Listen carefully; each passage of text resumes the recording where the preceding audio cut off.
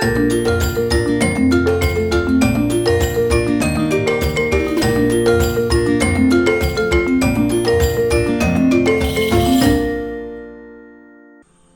North ഇന്ത്യയിലൊക്കെ മാങ്ങേന്റെ season ആയി കഴിഞ്ഞാല് ദീർഘകാലം എടുത്തു വെക്കാൻ പറ്റുന്ന ശർക്കര ചേർത്തിട്ട് ഉണ്ടാക്കുന്ന ഒരു അച്ചാറുണ്ട്, മീട്ട അച്ചാർ. നിങ്ങൾ കേട്ടിട്ടുണ്ടാവും, കഴിച്ചിട്ടും ഉണ്ടാവും.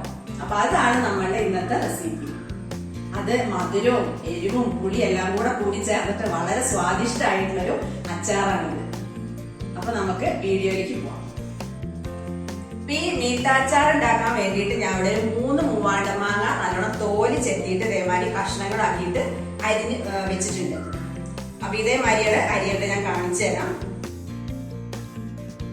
വല്ലാതെ നൈസായിട്ടല്ല, കുറച്ച് കട്ടിയായിട്ടുള്ള കഷ്ണങ്ങളായിട്ടാണ് അരിഞ്ഞെടുക്കേണ്ടത്. ഇത് മൂവാണ്ട മാങ്ങന്റെ വേണമെന്നൊരു നിർബന്ധമില്ല കേട്ടോ. പുളിയുള്ള ഏത് മാങ്ങയായാലും നമുക്ക് ഉണ്ടാക്കാം. ദശക്കട്ടിയുള്ള മാങ്ങയാണെന്ന് മാത്രമേ ഉള്ളൂ. ഗോമാങ്ങ ആയാലും നമുക്ക് അതുകൊണ്ട് ഉണ്ടാക്കാം. അപ്പൊ ഇതിവിടെ സൈഡിൽ മാറ്റി വെച്ചിട്ട് നമുക്ക് ഇതിലേക്ക് ഒരു മസാല റെഡിയാക്കണം ആദ്യം. അപ്പൊ ഞാൻ എന്തൊക്കെയാന്നുള്ളത് കാണിച്ചു തരാം. അപ്പൊ നമുക്ക് ആദ്യം പാൻ ചൂടാക്കണം കേട്ടോ.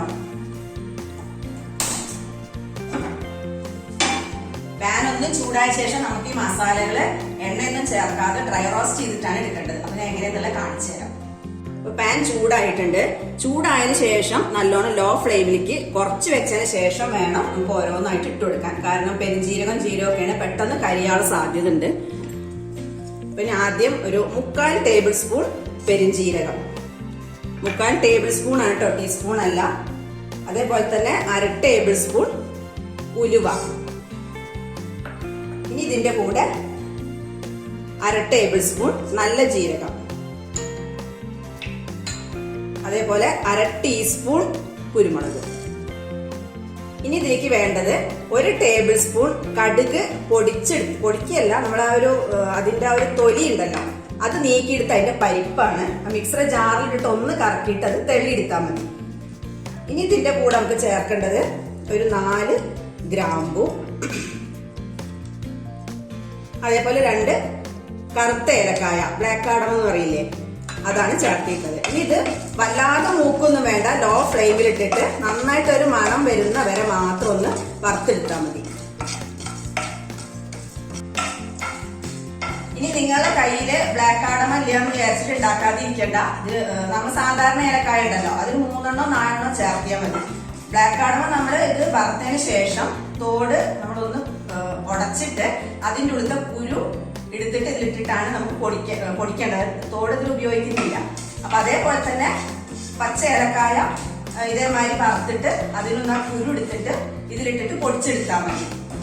ഇത് എന്റെ കയ്യിൽ ഉണ്ടായതുകൊണ്ട് ഇട്ടെന്ന് മാത്രമേ ഉള്ളൂ കേട്ടോ. അതുകൊണ്ടാണ് ഞാൻ പ്രത്യേകമായിട്ട് എടുത്ത് പറഞ്ഞത്. ഇതൊരു പഞ്ചാബി ഡിഷാണ്. ഓതന്റിക് ആയിട്ട് ഉണ്ടാക്കുമ്പോൾ ഒരു ബ്ലാക്ക് കാർഡമാണ് ഉപയോഗിക്കുന്നത്. എന്റെ കയ്യിൽ ഉണ്ടായതുകൊണ്ട് മാത്രമാണ് ഞാനത് ഇട്ടത്. നല്ലൊരു സ്മെല്ല് വന്നു കഴിഞ്ഞാൽ നമുക്ക് ഫ്ലെയിം ഓഫ് ചെയ്യാം. അതേപോലെ തന്നെ കടുകിന്റെ പരിപ്പ് നമുക്ക് സൂപ്പർ മാർക്കറ്റിലൊക്കെ പാക്കറ്റിൽ വാങ്ങിക്കാൻ കിട്ടും. ഇനി അഥവാ വാങ്ങിക്കാൻ കിട്ടിയില്ല എന്നുണ്ടെങ്കിൽ കടുക് ഒന്ന് അമ്മിയുടെ മുകളിലോ അല്ലെങ്കിൽ മിക്സർ ജാറിലോ ഒന്ന് ഒറ്റ കറക്ക് കറക്കിയിട്ട് ഒന്ന് തെള്ളിയെടുത്താൽ മതി. ചേരെടുക്കുക എന്ന് പറയില്ല. എന്ന മാതിരി ആ ഒരു തൊലി കുറച്ചൊന്ന് തൊലി പെട്ടു എന്ന് വിചാരിച്ചിട്ടും കുഴപ്പമൊന്നുമില്ല കേട്ടോ. അതിന് കൈപ്രസമൊന്നും ഉണ്ടാവില്ല. പിന്നെ കടുക് വാങ്ങുമ്പോ കുറച്ച് വലിയ കടുക് നോക്കി വാങ്ങിയാൽ മതി. കാരണം അതാണ് ചതച്ചെടുക്കാൻ കുറച്ചും കൂടി നല്ലത്. ഇപ്പൊ ഏകദേശം 2 മിനിറ്റ് വഴറ്റിയിട്ടുണ്ട്. സ്മെല്ല് വരാൻ തുടങ്ങിയിട്ട് കേട്ടോ. ഇനി ഫ്ലെയിം ഓഫ് ചെയ്തതിന് ശേഷം വേറൊരു പ്ലേറ്റിലേക്ക് മാറ്റി വെക്കാം. ഇതിൽ തന്നെ വെച്ച് കഴിഞ്ഞാൽ ചിലപ്പോൾ കരിയാൻ ചാൻസ് ഉണ്ട്.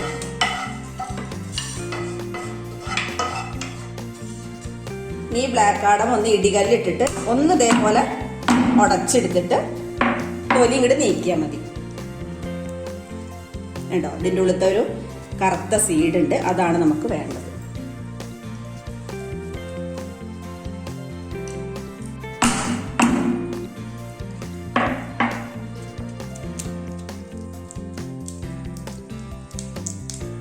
ഇനി ഇത് ജാറിലേക്ക് ഇട്ടിട്ട് നന്നായിട്ടൊന്ന് പൊടിച്ചിട്ട് വരാം കേട്ടോ.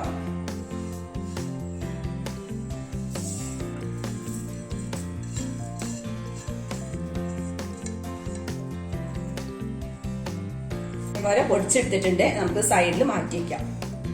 ഇനി അടുത്ത സ്റ്റെപ്പ് എന്ന് പറഞ്ഞാൽ നമുക്ക് ഇതിലേക്ക് വേണ്ട ശർക്കര ഒന്ന് ഉരുക്കിയെടുക്കണം.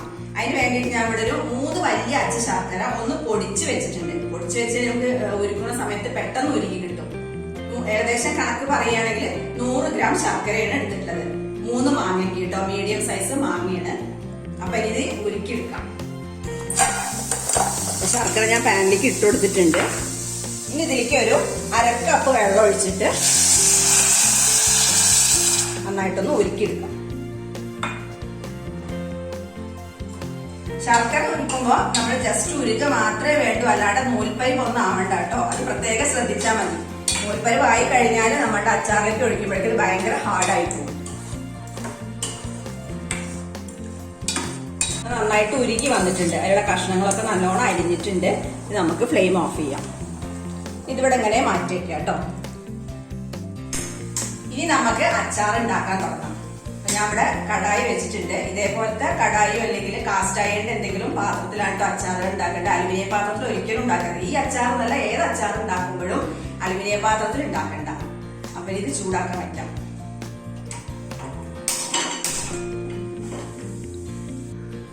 അപ്പൊ ഈ കടായി നന്നായി ചൂടായിട്ടുണ്ട്. ഫ്ലെയിം ഒന്ന് കുറച്ച് വെച്ചിട്ട് ഒരു 1/4 കപ്പ് എള്ളെണ്ണ നല്ലെണ്ണ കേട്ടോ, അത് ഒഴിച്ചിട്ടുണ്ട്.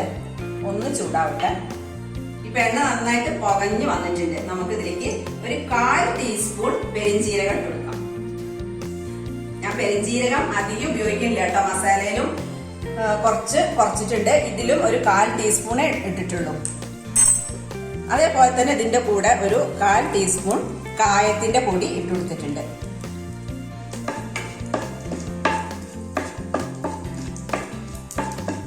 ഇതൊന്ന് മൂത്ത് വരുമ്പോ കുറച്ച് മഞ്ഞൾപ്പൊടി ഇട്ട് കൊടുക്കണം. ഇതും ഒരു 1/4 ടീസ്പൂൺ മതി കേട്ടോ.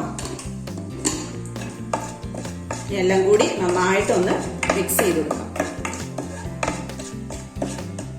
എല്ലാം കൂടി മിക്സ് ചെയ്തതിന് ശേഷം നമുക്ക് ഇതിലേക്ക് അരിഞ്ഞു വെച്ചിട്ടുള്ള മാങ്ങ ഉണ്ടല്ലോ, അത് ചേർക്കാം. ഇനി ഇതിലിട്ടിട്ട് നന്നായിട്ട് വഴറ്റി കൊടുക്കാം. ഈ എണ്ണയിൽ കിടന്നിട്ടാണ് കേട്ടോ മാങ്ങ വേവേണ്ടത്, അല്ലാതെ നമ്മളിതിൽ വെള്ളമൊന്നും ഒഴിക്കുന്നില്ല. അതുകൊണ്ട് ആദ്യം ഒരു മിനിറ്റ് നന്നായിട്ടൊന്ന് വഴറ്റി കൊടുക്കാം.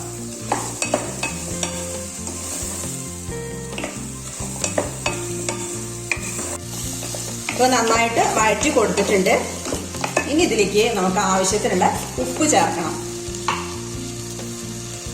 ഒരു 1/2 ടേബിൾ സ്പൂൺ ബ്ലാക്ക് സോൾട്ട് ഇട്ട് കൊടുത്തിട്ടുണ്ട്.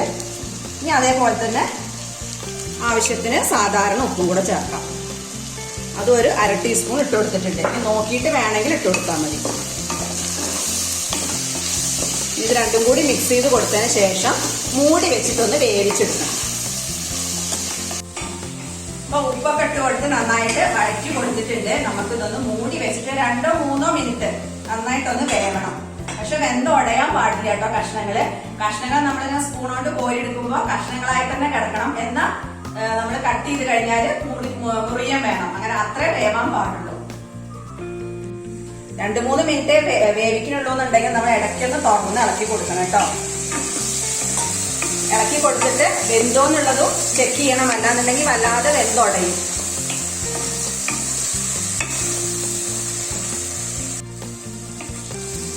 ഇപ്പൊ അത് പാകത്തിന് വെന്തിട്ടുണ്ട്. ഫ്ലെയിം നല്ലോണം കുറച്ച് വെച്ചിട്ട് വേണം വേവിച്ചെടുക്കാട്ടോ, അല്ലെങ്കിൽ പെട്ടെന്ന് ഉടയും. ഇപ്പൊ വെന്തിട്ടുണ്ട് ആവശ്യത്തിന്. നമുക്ക് പൊടിച്ചു വെച്ചിട്ടുള്ള മസാല ഉണ്ടല്ലോ, അത് ചേർത്ത് കൊടുക്കാം. അതിന്റെ കൂടെ തന്നെ എരിവിനനുസരിച്ച് ഇട്ടാൽ മതി. 1 ടേബിൾ സ്പൂൺ പിരിയമുളകിന്റെ പൊടിയാണ് ഞാൻ ഇട്ട് കൊടുത്തിട്ടുണ്ട് കേട്ടോ. എരിവ് കുറച്ച് കൂടുതൽ വേണമെന്നുണ്ടെങ്കിൽ അതിനനുസരിച്ചിട്ട് ഇട്ട് കൊടുത്താൽ മതി. നന്നായിട്ട് മിക്സ് ചെയ്യാം.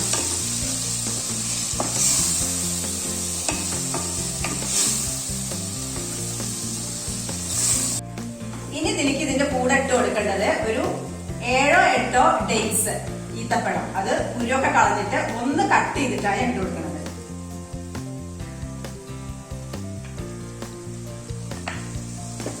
ഇതും കൂടെ ചേർത്തിട്ടാണ് മിക്സ് ചെയ്യാം.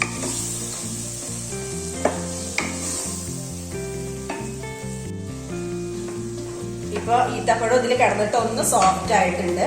ഇനി നമുക്ക് ഇതിലേക്ക് മധുരത്തിന് ആവശ്യത്തിനുള്ള ശർക്കര ഉരുക്കിയിട്ടുണ്ടല്ലോ, അതൊന്ന് അരിച്ചിട്ടാണ് ഒഴിച്ചു കൊടുക്കാം.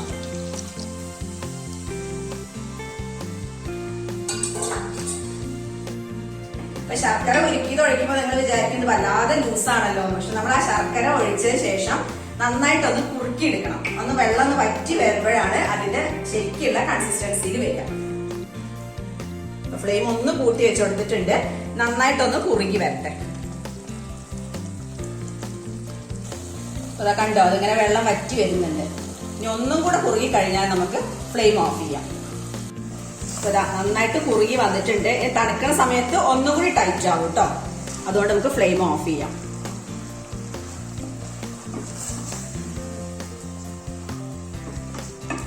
അപ്പൊ നമ്മളുടെ മീട്ടാച്ചാർ ഇവിടെ റെഡി ആയിട്ടുണ്ട്. ഇനി നന്നായിട്ട് തണുത്തതിന് ശേഷം നല്ല ഗ്ലാസ് ജാറില്, നല്ല ടൈറ്റ് ആയിട്ടുള്ള ഗ്ലാസ് ജാറിൽ അടച്ച് സൂക്ഷിച്ചു വെച്ചാൽ മതി. നല്ല ഷെൽഫ് ലൈഫ് കിട്ടുന്ന അച്ചാറാണ് കേട്ടോ. എത്ര ദിവസം വേണമെങ്കിലും കേടുകൂടാതെ ഫ്രിഡ്ജിൽ വെക്കണമെന്നൊന്നുമില്ല. അത് പുറത്ത് വെച്ചിട്ട് നമുക്ക് ഉപയോഗിക്കാം. ഇത് സാധാരണ ചോറിന്റെ കൂടെ കഴിക്കുന്നതിനെക്കാട്ടിലും നോർത്ത് ഇന്ത്യൻസ് ആണെന്നുണ്ടെങ്കിൽ പൂരിയുടെയും ചപ്പാത്തിയുടെയും കൂടെയൊക്കെയാണ് കഴിക്കാറ്. അതൊക്കെ നമ്മളുടെ ഇഷ്ടമാണ്. പൂരിയുടെ കൂടെ കഴിക്കണോ, ചപ്പാത്തിയുടെ കൂടെ കഴിക്കണോ, ചിലർക്ക് ചോറിന്റെ കൂടെ കഴിക്കാനായിരിക്കും ഇഷ്ടം. എന്തായാലും എല്ലാവരും മാങ്ങ സീസൺ ആയി കഴിഞ്ഞാൽ ഇത് ഉണ്ടാക്കി നോക്കണം. ഫീഡ്ബാക്സ് ഒക്കെ കമന്റ്സ് കൂടെ അറിയിക്കണം. വീഡിയോ ഇഷ്ടപ്പെട്ടാല് ലൈക്ക് ചെയ്യുക, ഷെയർ ചെയ്യുക, സബ്സ്ക്രൈബ് ചെയ്യുക. അപ്പൊ അടുത്തൊരു വീഡിയോ ആയിട്ട് വീണ്ടും വരാം.